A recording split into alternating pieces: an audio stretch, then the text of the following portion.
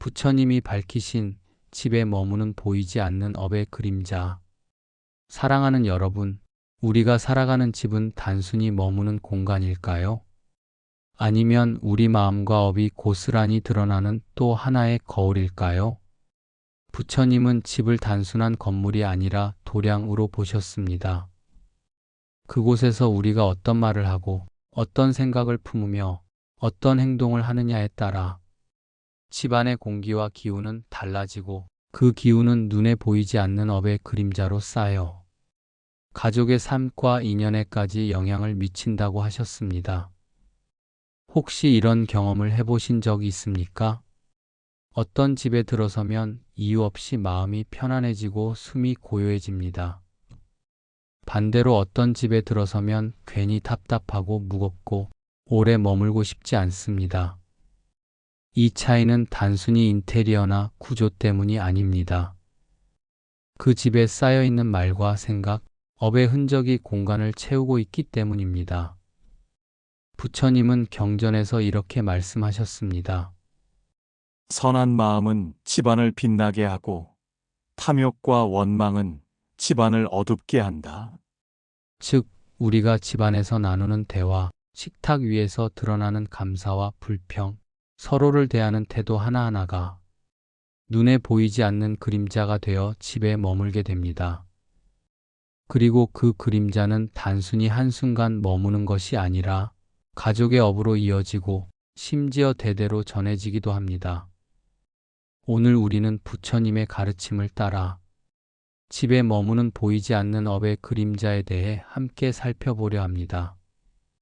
왜 어떤 집은 자꾸 다툼이 생기고, 왜 어떤 집은 돈이 모이지 않고, 왜 어떤 집은 자손들이 늘 아프고 힘든 걸까요?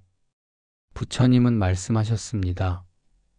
집은 마음의 도량이다. 그곳에서 짓는 업이 곧 집안의 복과 화를 이끈다. 사랑하는 여러분, 오늘부터 집을 단순한 머무는 공간으로 보지 마십시오. 집은 곧 마음을 비추는 거울이며 업이 머무는 도량입니다. 이제부터 부처님의 말씀을 따라 집에 드리운 보이지 않는 업의 그림자가 무엇인지, 그리고 그것을 어떻게 걷어내고 복이 머무는 집으로 바꿀 수 있는지를 차근차근 함께 살펴보겠습니다. 1부. 집은 마음의 거울이다. 부처님은 말씀하셨습니다. 집은 그대의 마음을 비추는 거울이다. 마음이 어지러우면 집도 어지럽고 마음이 고요하면 집도 고요하다. 우리는 흔히 집을 단순히 물리적인 공간, 비나 바람을 피하는 피난처라고 생각합니다. 하지만 불교의 눈으로 보면 집은 단순한 건물이 아니라 그 안에 사는 사람들의 마음과 업이 고스란히 드러나는 거울입니다. 집안이 늘 어수선하고 정리되지 않는다면 그것은 단순히 청소를 안 해서가 아닙니다. 그 안에 사는 이들의 마음이 혼란스럽고 불안하기 때문입니다. 반대로 크고 화려하지 않아도 고요하고 단정한 집은 그곳에 사는 이들의 마음이 맑고 바르게 자리 잡았기 때문입니다. 생각해 보십시오. 어떤 집은 문을 열고 들어서는 순간 공기가 무겁습니다. 마치 말하지 않아도 알 수 있는 답답하고 탁한 기운이 느껴지지 않습니까? 그것은 그 집에 사는 사람들이 평소에 나눈 말과 감정, 업의 그림자가 고스란히 공간에 남아있기 때문입니다. 집은 단순한 벽과 가구의 집합이 아닙니다. 집은 그곳에 사는 사람의 생각과 말, 행동의 흔적으로 채워집니다. 그리고 그것이 바로 보이지 않는 업의 그림자가 되어 집안 분위기와 기운을 만들고 있는 것입니다. 부처님은 제자들에게 이런 가르침을 주셨습니다. 마음은 밖으로 흘러나와 세상을 물들인다. 그러므로 그대의 집은 그대 마음의 빛깔을 담는다. 즉, 집안의 분위기는 결코 우연이 아닙니다. 가족들이 품은 마음이 곧 집안의 공기가 되고 집안의 공기는 곧 복과 업을 부르는 토양이 되는 것입니다. 이 가르침을 오늘 우리의 삶에 비추어 보면 분명해집니다. 늘 원망과 불평이 가득한 집은 시간이 갈수록 더 어둡고 무거워집니다.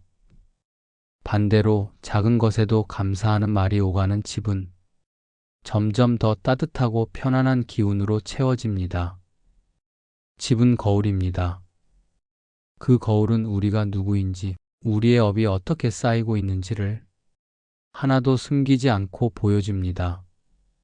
사랑하는 여러분, 여러분의 집은 지금 어떤 거울을 비추고 있습니까? 불안과 원망의 그림자를 드리우고 있습니까? 아니면 감사와 자비의 빛을 비추고 있습니까? 집은 결코 중립적이지 않습니다. 집은 마음을 닮아갑니다. 그리고 그 마음은 업이 되어 가족의 삶과 인연을 바꾸어 갑니다. 2부. 집에 머무는 보이지 않는 업. 부처님은 말씀하셨습니다. 말과 생각은 사라지지 않는다. 그것은 기운이 되어 그대와 그대의 삶에 머문다. 우리는 흔히 말이 허공에 흩어지고 생각이 그냥 지나간다고 생각합니다. 하지만 불교의 가르침에 따르면 한번 내뱉은 말과 품은 생각은 사라지지 않습니다. 그것은 보이지 않는 기운으로 남아 집안 곳곳에 스며들고 가족들의 마음에 흔적을 남깁니다. 어떤 집은 항상 무겁고 답답합니다. 겉으로는 깨끗하게 정리되어 있어도 그곳에서 오가는 말과 생각이 원망과 불평으로 가득 차 있기 때문입니다.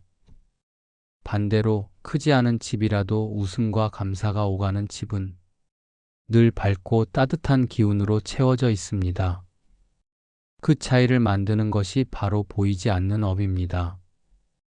불교에서는 집안에 머무는 이런 기운을 업의 그림자로 설명합니다. 가족이 서로 다투며 주고받은 날카로운 말, 습관처럼 내뱉은 불평과 한숨, 마음속에 오래 품은 원망은 결코 사라지지 않고 그대로 집안의 공기에 남아 쌓입니다. 이것이 바로 집에 머무는 보이지 않는 업의 그림자입니다. 그리고 이 그림자는 단순히 기분의 문제가 아니라 가족의 건강, 재물, 관계, 심지어 자손의 삶에도 영향을 미치게 됩니다. 부처님은 이렇게 경고하셨습니다. 탐욕은 기운이 되고 분노는 그림자가 되며 어리석음은 그대를 가린다. 즉, 우리가 집안에서 품는 탐진치의 마음은 단순히 개인의 마음에 머무는 것이 아니라 가족 전체를 덮는 그림자가 된다는 뜻입니다. 생각해 보십시오. 늘 다툼이 이어지는 집에서는 아이들이 불안해하고 늘 한숨이 가득한 집에서는 돈이 모이지 않으며 늘 원망이 오가는 집에서는 병자가 생기기 쉽습니다. 이것은 우연이 아닙니다. 집안의 업이 그림자처럼 머물고 있기 때문입니다. 그렇다면 반대로 어떤 집에는 왜 복이 머무는 것일까요?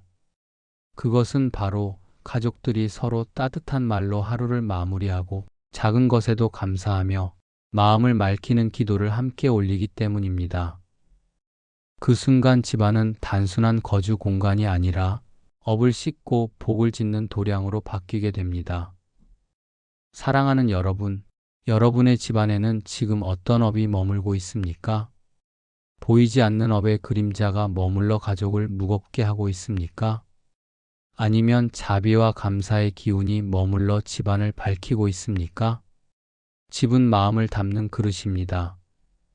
어떤 마음을 담느냐에 따라 집은 업의 그림자가 머무는 곳이 될 수도 있고 복이 머무는 도량이 될 수도 있습니다. 3부. 조상과 업의 대물림. 부처님은 말씀하셨습니다. 업은 그대만의 것이 아니다. 그대의 업은 가문에 머물고 자손에게 이어진다. 우리는 종종 이렇게 말합니다. 우리 집은 왜 늘 이렇게 고생이 끊이지 않을까? 왜 대대로 가난이 이어지고 병이 반복되는 걸까? 불교에서는 이를 단순한 운명이나 우연으로 보지 않습니다. 조상들이 지은 업의 그림자가 집안에 머물러 그 업이 자손에게까지 이어지기 때문이라고 설명합니다. 조상의 삶 속에서 흘린 눈물과 원망, 탐욕과 집착, 다툼과 해침의 마음은 죽음과 함께 사라지지 않습니다. 그것은 기운으로 남아 집안의 공기와 분위기를 만들고 세대를 거쳐 자손의 삶에 영향을 미칩니다. 그래서 불교에서는 오래전부터 49제, 천도제, 제사 같은 의식을 통해 조상의 업을 맑히고 집안의 그림자를 걷어내려 했습니다. 이것은 단순한 형식이 아니라 조상의 업을 참회하고 자손이 새 길을 열기 위한 수행이었습니다. 생각해 보십시오. 어떤 집은 대대로 가난이 이어집니다. 어떤 집은 대대로 병자가 끊이지 않습니다. 어떤 집은 대대로 다툼과 불화가 이어집니다. 이것은 단순히 우연이 아니라 집안에 머무는 업의 대물림 때문입니다. 부처님은 경전에서 말씀하셨습니다. 조상의 업은 자손에게 그림자처럼 따른다. 그러므로 자손이 참회하고 선을 닦으면 그 업은 끊어지고 새 길이 열린다. 오늘날 우리는 가끔 이렇게 말합니다. 내가 무슨 죄가 있다고 이런 고통을 당하는가? 그러나 불교적 눈으로 보면 그 고통은 단순히 개인의 것이 아니라 가문의 업과 연결된 경우가 많습니다. 즉, 나 혼자만의 문제가 아니라 대대로 이어진 업의 그림자가 나의 삶에 드러난 것일 수 있는 것입니다. 그렇다면 우리는 어떻게 해야 할까요? 바로 조상의 업을 맑히고 집안의 업을 끊는 수행을 해야 합니다. 작은 기도라도 조상을 향한 감사와 참회의 마음으로 드리고 작은 선행이라도 조상의 이름으로 회양한다면 그것은 곧 업의 그림자를 걷어내는 힘이 됩니다. 사랑하는 여러분, 여러분의 집안에는 어떤 업의 그림자가 머물러 있습니까? 대대로 이어진 가난입니까? 병과 다툼의 그림자입니까? 아니면 자비와 감사의 기운입니까? 부처님은 말씀하셨습니다. 조상의 업은 자손이 짊어지지만 자손의 수행은 조상을 구원한다. 오늘부터라도 집안의 업을 끊는 수행을 시작해 보십시오. 그것이 여러분의 삶을 바꾸고 여러분의 자손에게 새로운 길을 열어줄 것입니다. 4부.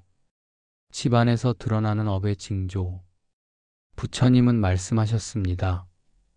업은 숨을 수 없다 짓는 즉시 그림자를 들이우고 그 그림자는 반드시 징조로 드러난다. 집안에 머무는 보이지 않는 업은 그냥 머물러 있는 것이 아닙니다. 어느 순간부터는 분명한 징조로 모습을 드러냅니다. 우리는 그것을 단순히 불운이나 우연이라고 생각하지만 부처님은 그것을 업의 그림자가 드러난 신호라고 하셨습니다. 첫째, 병자가 잦은 집. 어떤 집은 유난히 병자가 많습니다. 가족 중 한 사람이 낫지 못하는 병에 시달리고 돌아가시기를 반복하면서 늘 슬픔이 끊이지 않습니다. 부처님은 이것을 단순히 육신의 문제가 아니라 집안의 업이 건강의 길을 막고 있기 때문이라고 보셨습니다. 둘째, 돈이 모이지 않는 집. 열심히 일하고 노력해도 돈이 모이지 않고 번 돈이 금세 새어나가며 언제나 궁핍한 집안이 있습니다. 이 또한 업의 그림자가 드러난 징조입니다. 과거 혹은 조상대에서 행한 인색함, 탐욕으로 남을 해친 행위가 그림자가 되어 자손의 삶에서 재물의 흐름을 막는 것입니다. 셋째, 다툼이 끊이지 않는 집. 사소한 일에도 늘 싸움이 이어지고 가족이 서로 등을 돌리며 언제나 불화와 갈등이 가득한 집이 있습니다. 부처님은 집안에서 오가는 말과 기운이 복을 불러오기도 하고 업을 키우기도 한다고 하셨습니다. 원망과 분노의 말이 쌓이면 집안 전체의 기운이 어두워지고 결국 업의 그림자가 짙어져 다툼의 징조로 드러나는 것입니다. 넷째, 이상한 불운이 반복되는 집. 어떤 집은 작은 사고가 끊이지 않습니다. 사업이 잘 되다가도 망하고 좋은 인연이 들어와도 금세 떠나버리며 자잘한 불운이 꼬리를 물고 이어집니다. 이건 역시 업의 그림자가 신호를 보내는 것입니다. 부처님은 징조를 무시하면 업은 더 커져서 삶을 덮는다고 말씀하셨습니다. 사랑하는 여러분, 여러분의 집에는 어떤 징조가 나타나고 있습니까? 혹시 병자가 잦지는 않습니까? 돈이 모이지 않고 늘 새어 나가지는 않습니까? 다툼과 불운이 계속 이어지고 있지는 않습니까? 이것은 단순한 불행이 아닙니다. 집안에 머무는 업의 그림자가 드러난 신호입니다. 부처님은 경고하셨습니다. 징조를 알아차리는 이는 업을 끊을 수 있고, 징조를 무시하는 이는 업을 키운다. 사랑하는 여러분, 집안에서 드러나는 작은 징조들을 무시하지 마십시오. 그 신호를 바라보고 마음을 돌리고 기도와 수행으로 업을 녹여낸다면 그 그림자는 사라지고 복의 빛이 머무르게 될 것입니다. 5부. 집안의 업을 키우는 생활 습관. 부처님은 말씀하셨습니다.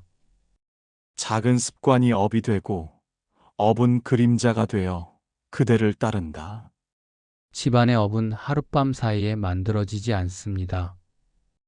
대부분은 무심코 반복하는 작은 습관들에서 비롯됩니다.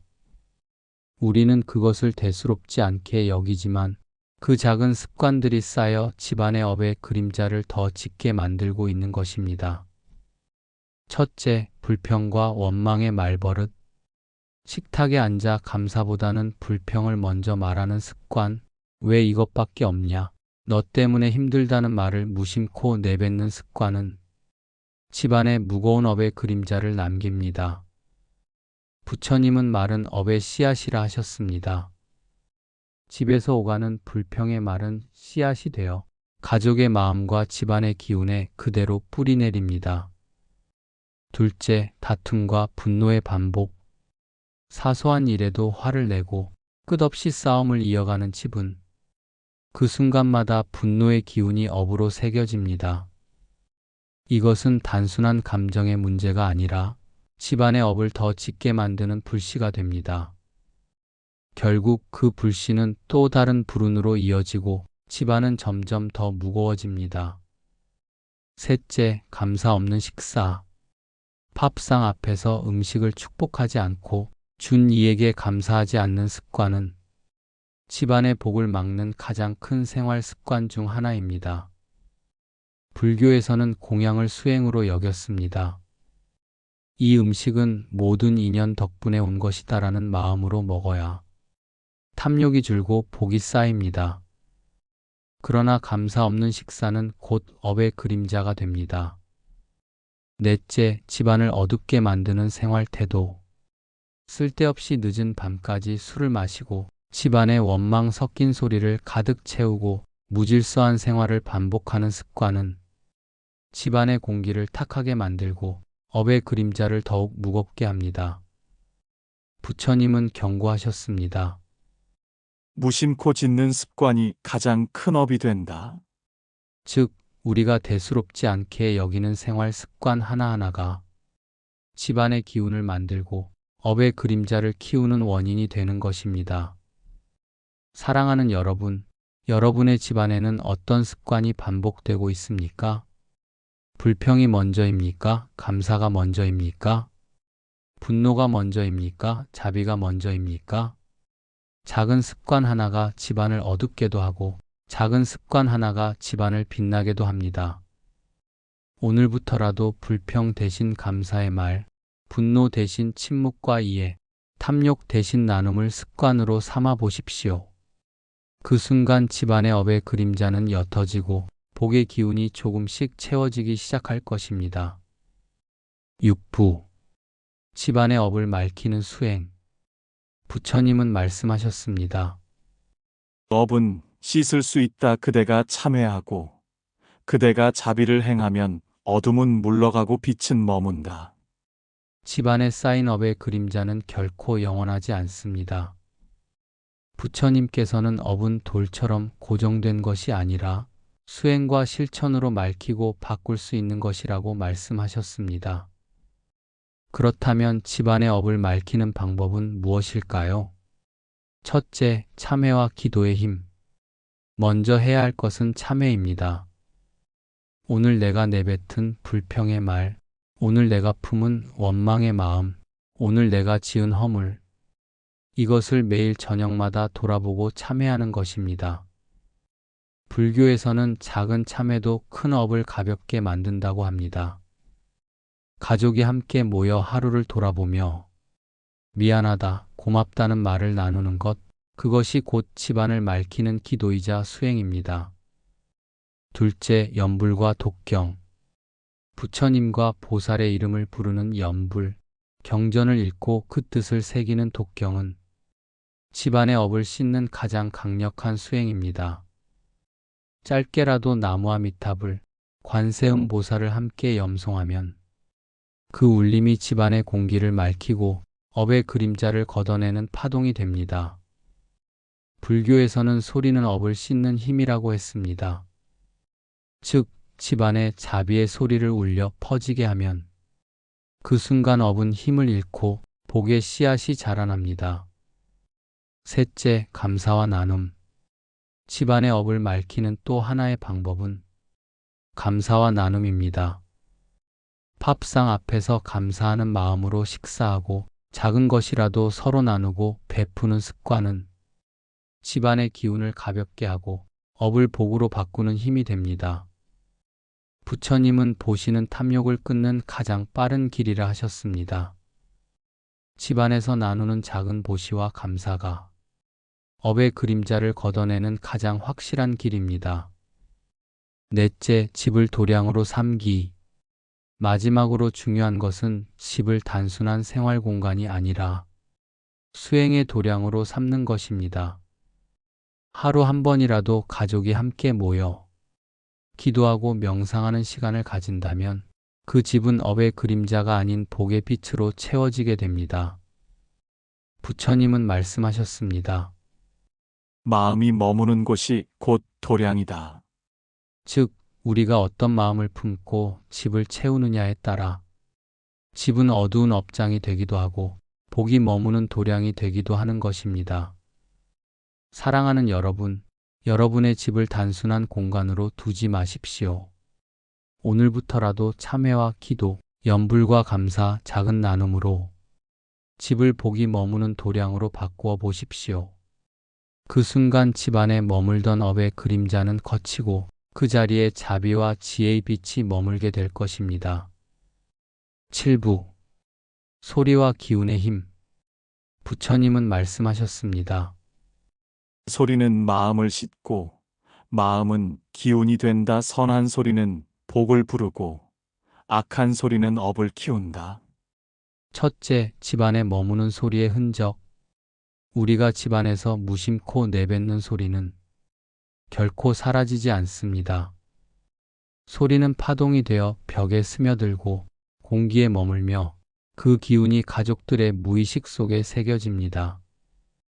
다정한 목소리, 따뜻한 위로, 감사의 인사는 집안의 공기를 맑히고 가볍게 하지만 불평과 원망, 다툼의 큰 소리는 집안의 기운을 탁하게 하고 무겁게 합니다. 집안이 답답하고 이유 없이 불편하다면 그곳에 쌓인 소리의 흔적을 먼저 돌아보아야 합니다. 둘째, 연불과 독경의 소리. 불교에서는 소리 자체가 수행이 됩니다. 연불, 독경, 목탁 소리는 단순한 의식이 아니라 집안에 머무는 업의 그림자를 걷어내는 정화의 파동입니다. 짧게라도 나무와 미탑을, 관세음 보살을 부르면 그 진동이 집안 곳곳에 맑은 기운을 불러옵니다. 그래서 예부터 집안에 경전 읽는 소리가 끊이지 않으면 자손이 편안하고 복이 따른다고 했습니다. 셋째, 음악과 기운의 흐름. 오늘날 우리는 불교적 연불뿐 아니라 고요하고 청정한 음악을 통해서도 집안의 기운을 바꿀 수 있습니다. 명상음악, 자연의 소리, 맑은 종소리 같은 파동은 마음과 공간을 정화시키며 업의 그림자를 가볍게 합니다. 반대로 집안에서 늘 욕설과 소란, 부정적인 뉴스 소리만 흘러나온다면 그 소리들이 업의 기운을 불러들이는 매개가 됩니다. 넷째, 집안 기운의 순환. 부처님은 마음이 곧 세계를 만든다고 하셨습니다. 마음에서 나온 소리는 집안의 기운을 만들고 그 기운은 다시 가족의 마음으로 되돌아옵니다. 즉, 소리, 기운, 마음, 다시 소리. 이 순환이 집안에서 계속 이어지고 있는 것입니다. 따뜻한 말이 돌면 집안은 따뜻해지고 차가운 말이 돌면 집안은 차가워집니다. 이 순환이 곧 업의 그림자가 되기도 하고 복의 기운이 되기도 합니다. 다섯째, 소리 수행의 실천. 오늘날 우리가 실천할 수 있는 방법은 어렵지 않습니다. 하루 한 번은 가족이 함께 짧게 염불하거나 잠들기 전 감사의 말을 주고받고 집안의 고요한 음악이나 자연의 소리를 채우는 것. 이 작은 실천이 집안에 머물던 업의 그림자를 걷어내고 복이 머무는 기운을 불러옵니다. 사랑하는 여러분, 집안에 어떤 소리가 돌고 있습니까? 다툼의 소리입니까? 감사의 소리입니까? 업의 그림자를 키우는 소리입니까? 복의 기운을 불러오는 소리입니까? 부처님은 말씀하셨습니다. 소리를 바꾸면 기운이 바뀌고 기운이 바뀌면 삶이 바뀐다. 오늘부터라도 집안의 선한 소리, 자비의 소리를 채워보십시오. 그 순간 집은 어둡지 않고 맑고 따뜻한 도량으로 바뀌게 될 것입니다. 8부. 집을 복이 머무는 도량으로 만드는 법. 부처님은 말씀하셨습니다. 집은 그대의 마음을 담는 그릇이다. 그릇이 맑으면 맑은 물이 머물고 그릇이 탁하면 탁한 물만 머문다. 집은 단순히 벽과 가구로 이루어진 공간이 아닙니다. 집은 그곳에 사는 사람의 마음과 업이 쌓여 만들어지는 도량입니다. 따라서 우리가 어떤 마음으로 집을 채우느냐에 따라 집은 복이 머무는 도량이 될 수도 있고 업의 그림자가 머무는 장소가 될 수도 있습니다. 첫째, 감사의 습관을 심어라. 가장 먼저 해야 할 일은 감사입니다. 식탁 앞에서 오늘 이 음식을 주신 모든 인연에게 감사합니다 라고 기도하는 것, 하루를 마치며 오늘도 무사히 살게 해주셔서 감사합니다 라고 말하는 것, 이 작은 습관들이 집안에 복을 불러옵니다. 부처님은 말씀하셨습니다. 감사는 복의 문을 열고 원망은 업의 그림자를 부른다. 둘째, 기도와 발언을 이어라. 하루에 잠깐이라도 가족이 함께 기도하고 발언하는 시간을 가지십시오. 오늘의 허물을 참회합니다. 내일은 더 자비롭게 살겠습니다.